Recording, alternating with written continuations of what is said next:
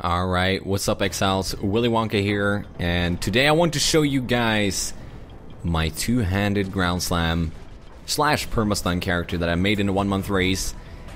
I was holding off on doing this character. I wanted to do it in a 4 month or a 3 month league because it really deserves extra attention, extra currency, and more time to reach full fruition. But I was impatient and I started doing this character in the 1 month race, and as you can see, I reached my goal of stunning at least Val in Act 2 Merciless. It's the same thing as Crypt did, as we all remember, and I tried my hands on Piety as well, as you're going to see here shortly. Currently I'm using Heavy Strike. It's an easy swap to do, so even if you're using Ground Slam as your main attack, whenever you know you're going to face these bosses, you can switch to Heavy Strike because it has a little bit more damage. It makes it easier. I also pop my Val Haste just to make sure I have enough attack speed, so if I don't stun them, I can attack fast enough to keep the stuns going. That's because it's a Moroi Urki and it's so slow.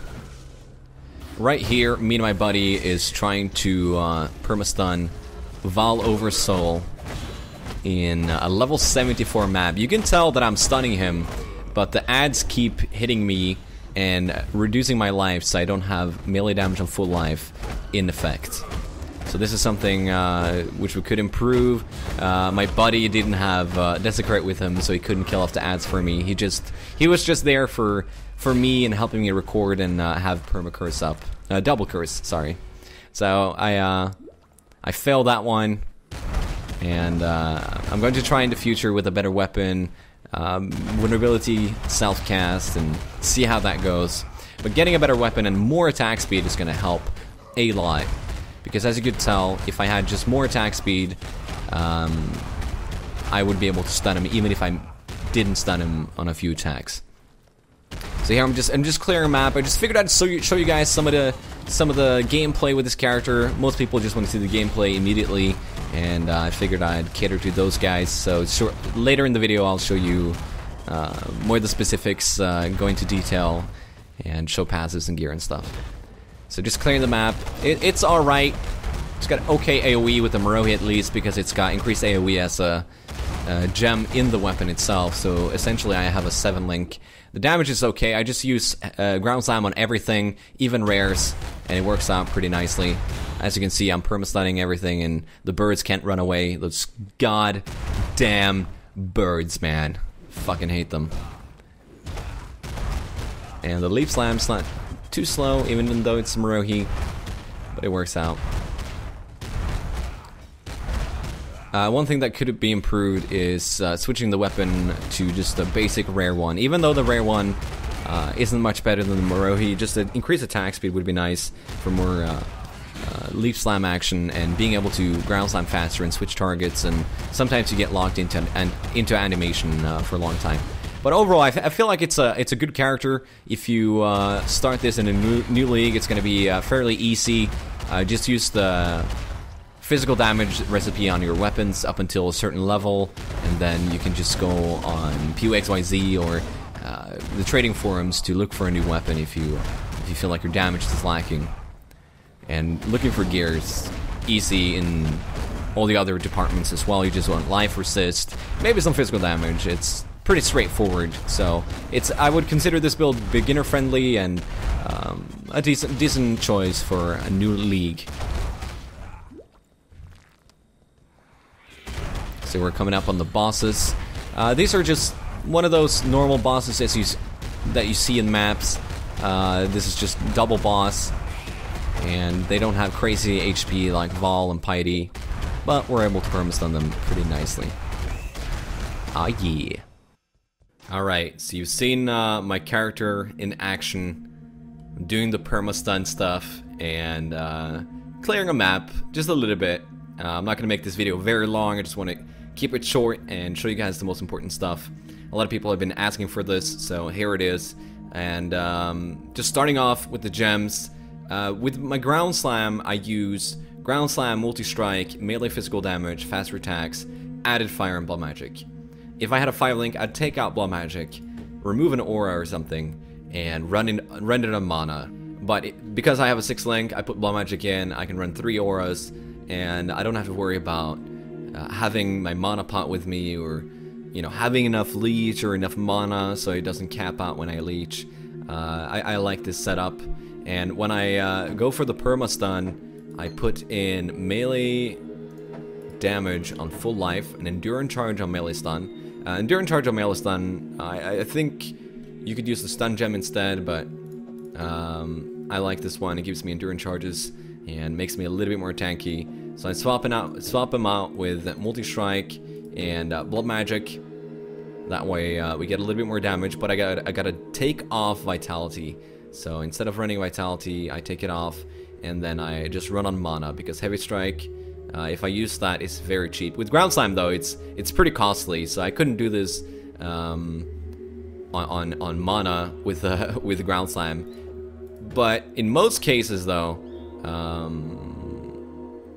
I should be able to stun them even with Blood Magic in there. So with Heavy Strike though, we do this, and then we get 29 mana cost, and with Haste and Hatred, I got 117 mana, which is not bad. And if there's a party member with Clarity, I don't have to worry. If you got 2% mana leech on your gear, you don't have to worry, or you can just use a mana pot. But getting 2% mana leech is probably the easiest way to do it. Also, most bosses with this build get stunned. Even with Multi-Strike Ground Slam, like the normal setup you clear mobs with, you perma-stun them. Like you saw in the map I showed previously, I was perma-stunning the bosses, and that was just with Ground Slam, Multi-Strike, and Blood Magic. So, definitely for Vol, Piety, and high HP mobs, you'd want to use Heavy Strike to get more damage effectiveness, because Ground Slam has 70... Oh, what is it? Oh, I can't remember. 80% of base damage, there you go.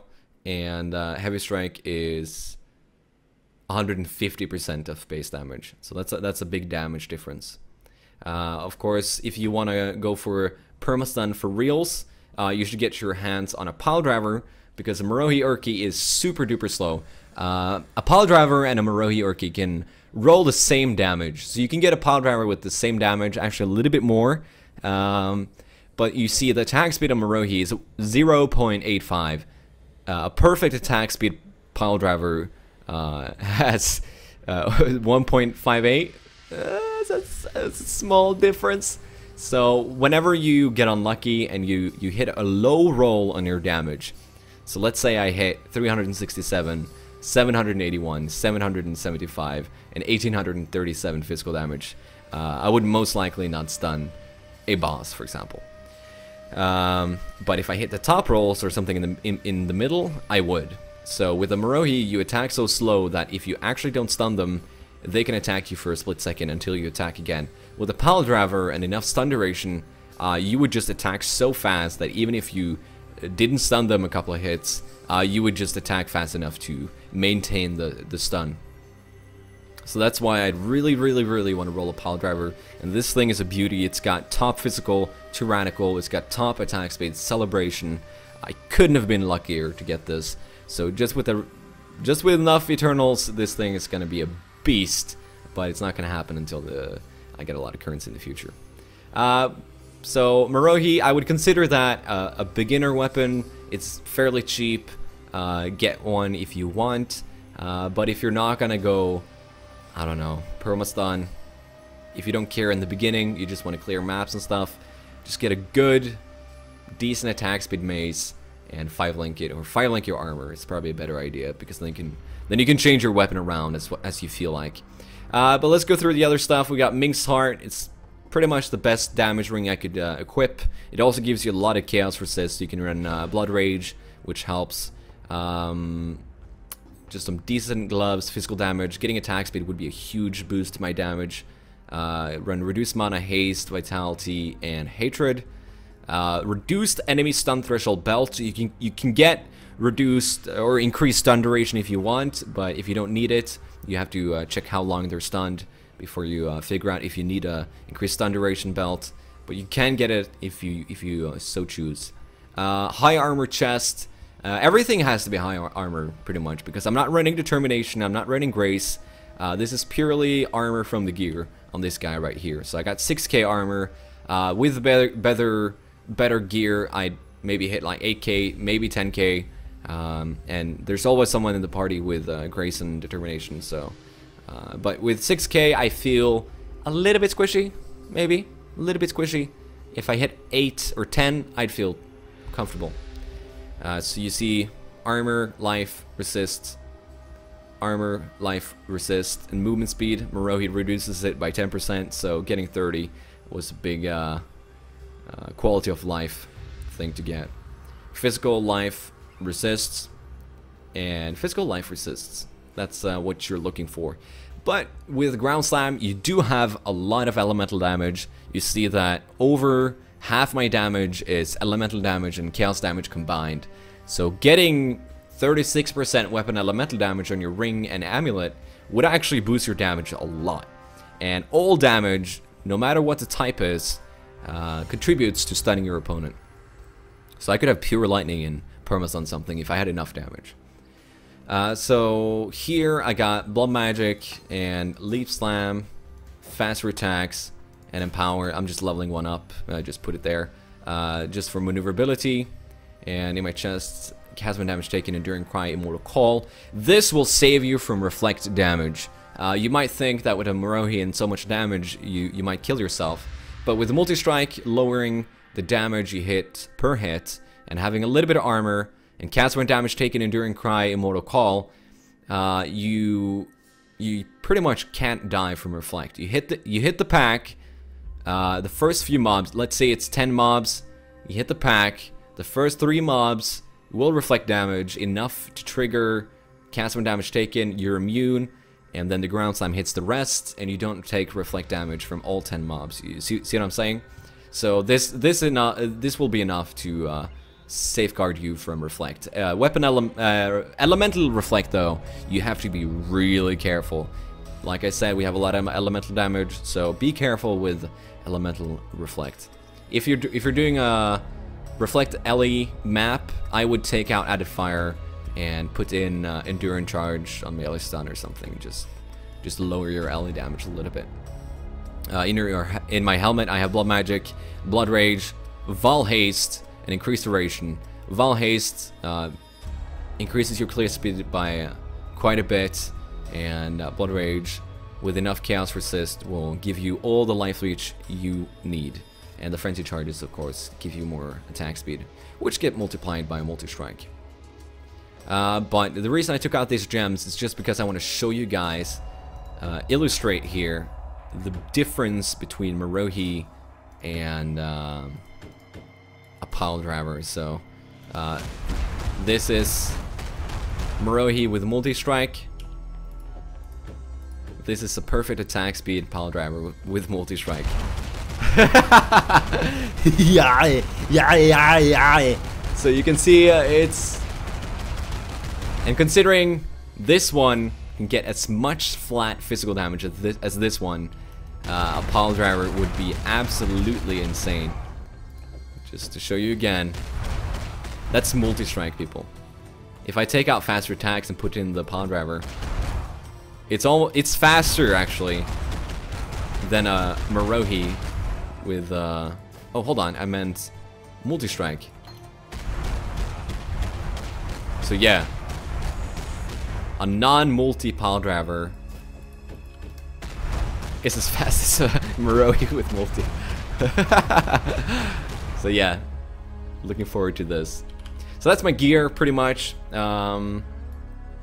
Looking at the passive tree, it's just damage, attack speed, life, increasing resistances, reducing crit multi, damage, life, damage. Heading into berserking because Marohi has so shitty attack speed. So this was a huge quality of life thing for me. I was actually heading for the acceleration in Duelist. If I do get a pile driver, I'll probably drop this area and head down here, because that's where we get the reduced enemy stun threshold and increased stun duration. And you can also pick up in unwavering stun if you want. But that's for late game. That's if you want to go all out stun, you head down here for stun mastery. But I don't need it right now. I'm actually able to stun pretty much everything except map, Val, and Piety maybe. We did stun Piety. Me and Bacon, we both had the same character. We were both standing, hitting Shrine Piety with double curse, and we were stunning her with ground slam. So it is possible, and that's without this shit. But going forward here, we pick up Resolute Technique.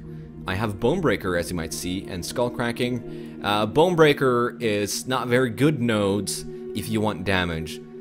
The reason I have them is because of the reduced enemy stun threshold. As you're leveling, you wouldn't want to pick this up. You would want to pick up Skull Cracking, head up into Baptism, going to the Templar, pick up Enforcer, you know, pick up the Marauder nodes before you do. Get all the life you need, and late game you might pick this up if you just want to get that extra stun. But yeah, we head up into the Templar, grab more damage, life. Catalyze, we have a lot of LA damage, this helps. Amplify for a little bit extra area of effect. It increases clear speed, you can hit the entire pack, guaranteed. And we need dexterity. We don't need accuracy, but we do need dexterity for our gems and skills. Sovereignty and the reduced mana reservation nodes are all you need to enable yourself to run 3 auras at the same time. Elemental Adaptation, more life. I considered going into the Witch Tree, but it's not really necessary. Bacon did try it out, and I honestly couldn't tell a difference between his AoE and mine, so yeah, let's not do that. But that's the passive for my character as it stands right now. As you're leveling, you can just figure it out. Just go for what you need at the time. Head for life probably, and pick up some damage nodes when you feel comfortable. Leveling up, I picked up Oak in normal, Oak in cruel, and I killed all the bandits in merciless. So I hope you guys like this character. It's been fun to play. It's not one of your crazy clear speed characters like you might have seen elsewhere. It's not low life, but it does perma-stun mobs in maps and can perma-stun a lot of bosses, so it adds a lot of safety that way. It's kind of like perma-freeze. Most parties enjoy having a perma-stunner in the party, and if you like Ground Slam, it's fun. I've always wanted to try it, and I finally got to do it, and it was fun. I don't think there's much more to say, so I hope you guys have a nice day. Keep it dapper, stay safe, and peace out.